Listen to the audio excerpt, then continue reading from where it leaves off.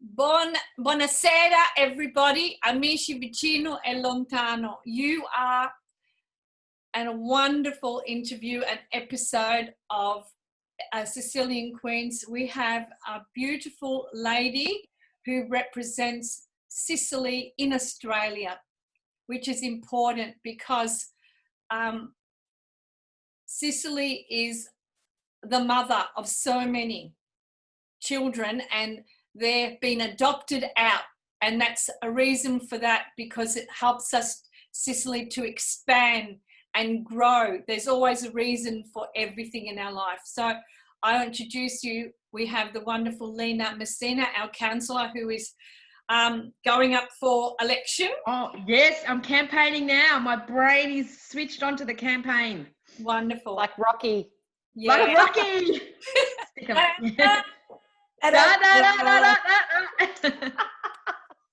So we have Lily Stuckings, and that is my obviously my married name, not my What is your name. maiden name? Papa, like Gelato Papa. So yeah. She is the owner and the artisan gelato maker of Gelato Papa. So I introduce you to Lily. Hi Lily, thank you for joining Lina and myself. We really appreciate, because we know that you've got a business. We're all busy, but we want to put that time out for people to see, and hopefully you'll give us where your Gelato Papa is, where it's the address as well, so people can come and visit you. Okay. Yeah. So I've been running Gelato Papa for the past 3 years, and we're located at 14A Gilbert Road, Preston. And I'm in the process of building a new store in Fairfield, 72A Station Street, Fairfield, which fingers crossed, if all my equipment arrives from Italy before they go on Ferragosto holidays, will be open by the end of September as well. So it'll be our second store. So it's very exciting. Amazing. Very exciting.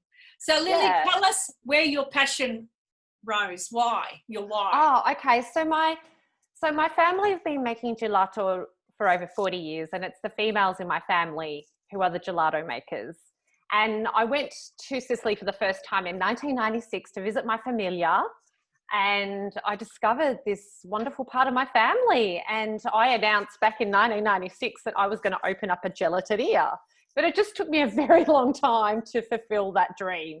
So I had a corporate career. I worked in marketing and project management across different sectors. And while I enjoyed my career, I always felt like there was something missing. Like my passion for what I do was it wasn't there. It really wasn't. Okay, can I just interject?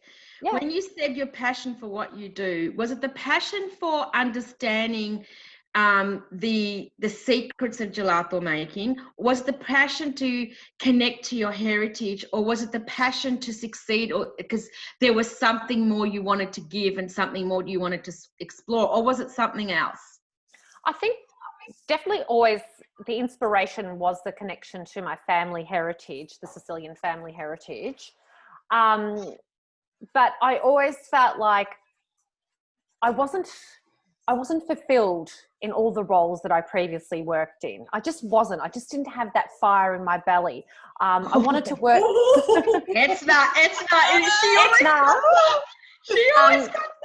Sorry. So I didn't have that fire in my belly. I always wanted to work for myself, and I wanted to be creative in my work as well. And I wanted to be fulfilled. And gelato ticks all those boxes, because I can be very, very creative. It makes people happy. I've got to say that, we have a lot of happy customers. Very rarely do we get, people that come in are grumpy. And it fulfills my passion to run my own business. So can I just say, sorry, your marketing is so spot on. I love what you do. I watch what you say on Instagram. And can I just say congratulations to, number one, opening up the new store, because that's in the pipeline. But the fact is that what Lily and her husband have done, they've brought gelato back to basics. They're doing delivery to your door. Remember the gelato man that used to come down the street? Well, you've brought it up into the 2020 century, and you're going to be delivering gelato to the street. And I shared your post on Instagram, and people are going, fantastic. No, it's like fantastic. Do you know this is happening? It's like support local, because I'm all about supporting local. Yes.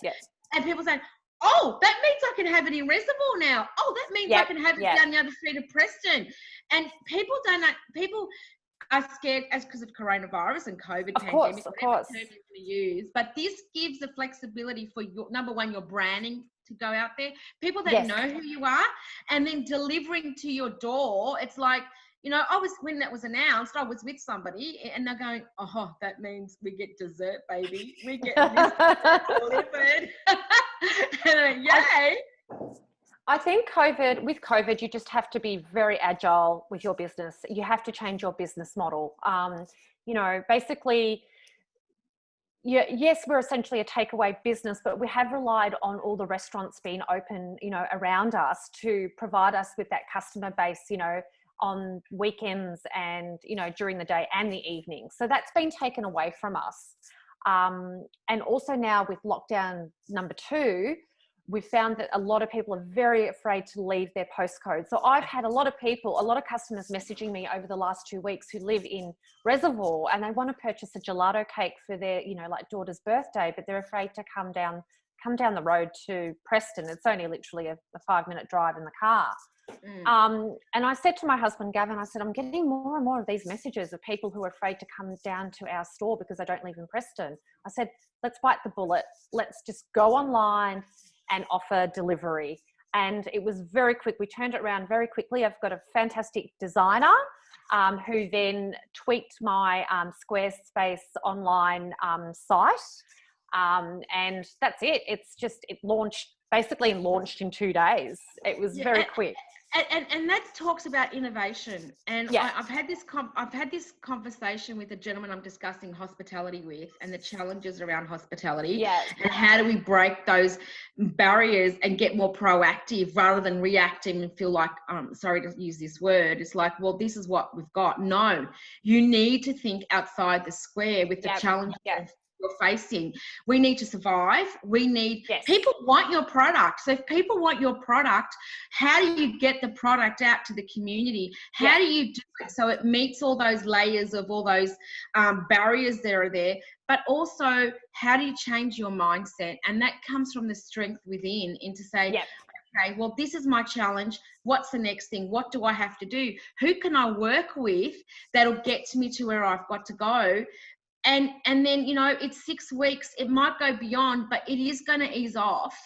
And that ease off will be then spring and summer. And walking down the street from gelato or having a party, even if it's just your own intimate family, your 5 members of your family or your 4 members of the family, children still want to celebrate their birthday. They still want a gelato cake. So you can still reach out and purchase one, but how do you do that so it's safe for your home? And you've come up with that solution, which I have to say, fantastic. I just wish that there were more hospitality businesses or even retail outlets that think beyond that box and to grasp it. And I've seen some in the community. So I just want to say thank you to the innovators like yourself that bring that out and thrive, because for me, the vibrancy of hospitality is very much what Melbourne is, the retail precinct. You know, we have such a rich culture that celebrates our multiculturalism here. And it is through food, but it's also through connectivity and community. So that still needs to be explored and celebrated. So thank you, Lily, for doing that. No. Thank you for your support. For your community. It's a community service. Well, who would think that through COVID, there would be such a big demand of gelato? Oh, well, it's been great, especially our cakes. Our cake orders have gone through the roof, because a lot of people, I guess it's very difficult to plan ahead. And all of a sudden they realise they've got a loved one's birthday and they're like contacting us to purchase cakes and they've been asking us, do you deliver? And we don't put our cakes on Uber because they are delicate, and we don't, you know, the Uber drivers don't take the care that we do with the product. So being able to get or every single item basically on our menu delivered has been awesome. It's been great for us. And also being able to go beyond those Uber delivery zones. So a lot of people in Reservoir haven't been able to, enjoy our gelato. Yeah. Now, can I ask you a question? Yes. There's gelato. Yes. And there's gelato. Yes. You can ask me this question and I will answer the question. What sets your gelato apart? Yep. Okay. Basically, I make my gelato authentically using the gelato principles. It's made from scratch, and from scratch means I don't use a tin of flavor to flavor my gelato. Yay! Every element in my gelato is made by myself and my pastry chef. So every single element that goes in there. So whilst some of my flavors are not traditional Italian flavors, I do cater a lot of my flavors to the local market. Because there are flavors that don't resonate over here and people don't understand them, but they do understand things like pavlova. They love, that's one of the most popular flavors on our menu. So that flavor has a fior di latte base, but then we bake meringues. We make meringues from scratch. We bake them. It goes through the gelato mix. We make the passion fruit sauce, the raspberry sauce, and nothing comes out of a tin. Nothing comes out of a packet. It reminds me of the adaptation of the strength of the roots of a Sicilian, how they are able to adapt in the environment that they're in, any environment. As we said a few weeks ago, I think, Lina, we haven't put that one up about Alessio, how a Sicilian is not just, we say Sicilian, we have 13 denominations inside of us. So there must be a little bit of Turkish, because Turkish has got those flavors that, the beautiful honey that they brought in with all the nuts, and that would have risen up inside of you to become the gelato artisan. Can I just interrupt? I actually bought my honeycomb from your store, Lily. If you remember me walking in and buying, I've still got that.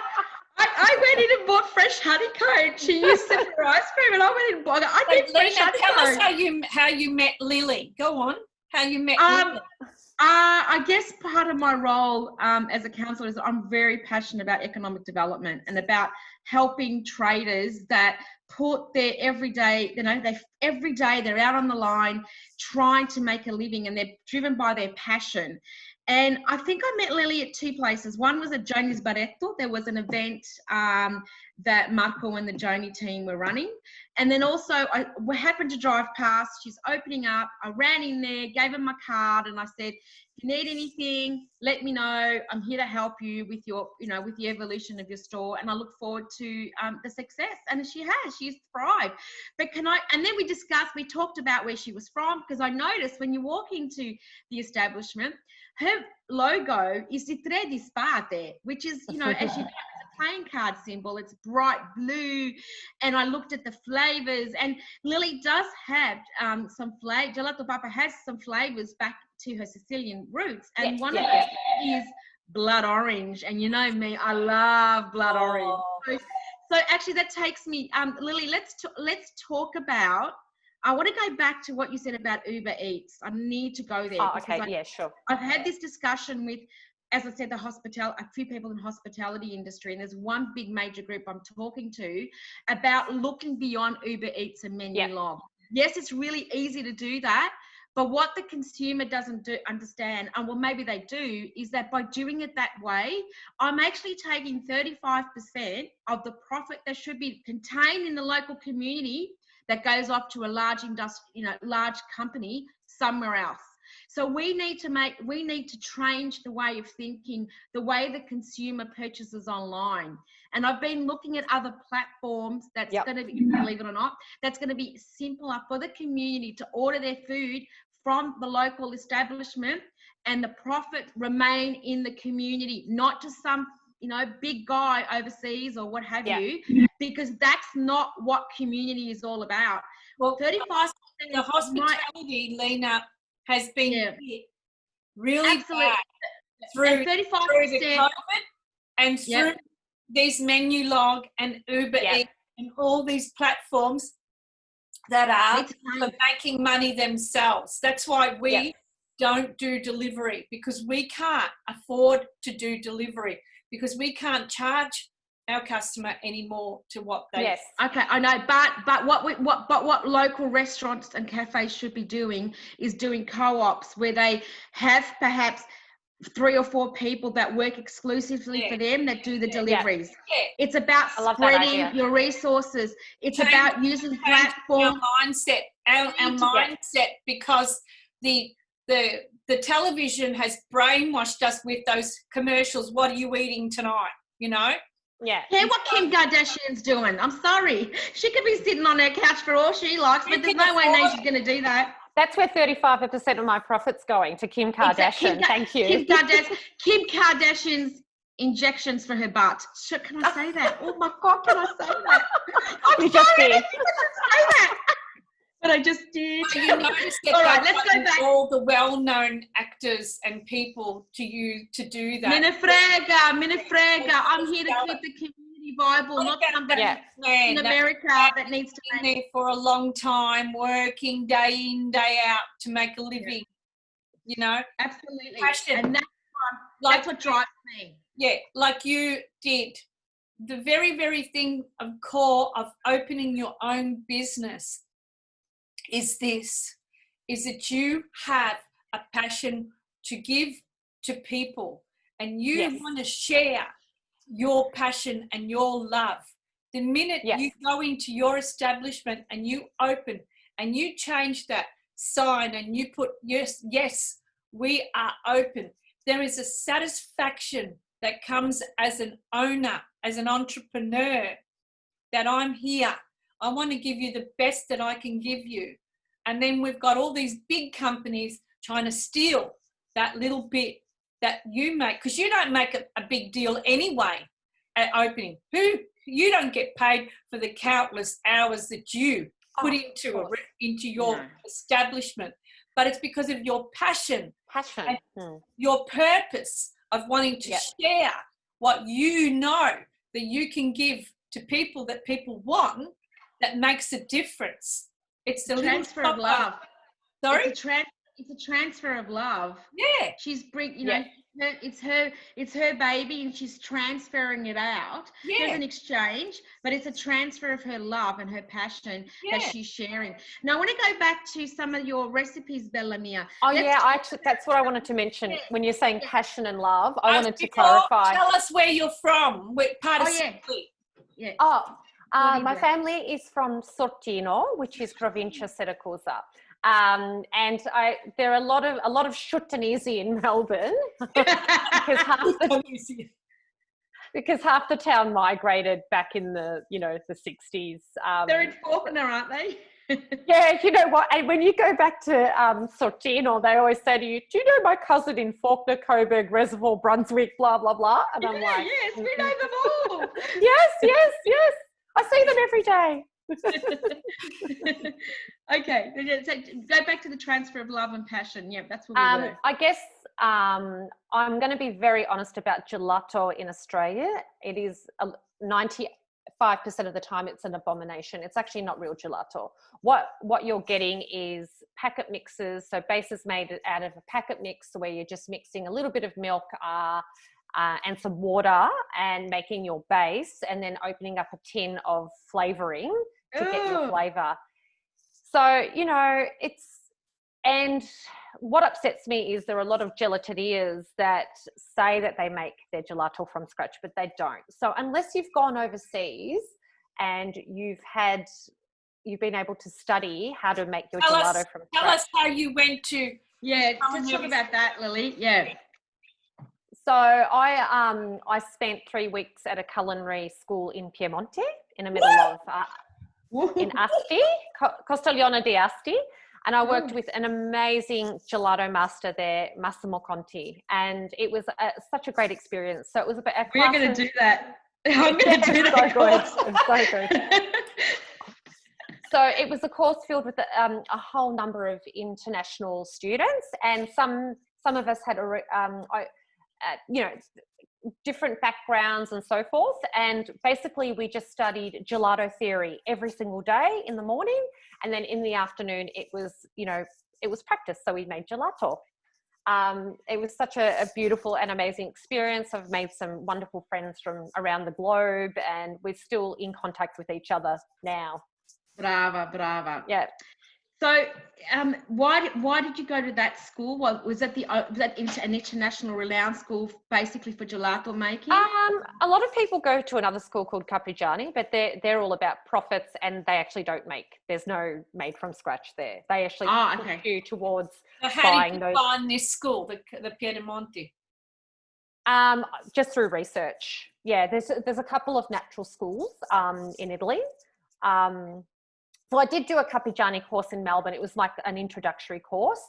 It was just more of a course around how do I use the equipment and so forth. And one of the girls that was in my course, she was from Singapore, and she went to Piemonte next after the Caprigiani course to do this course at ICIF.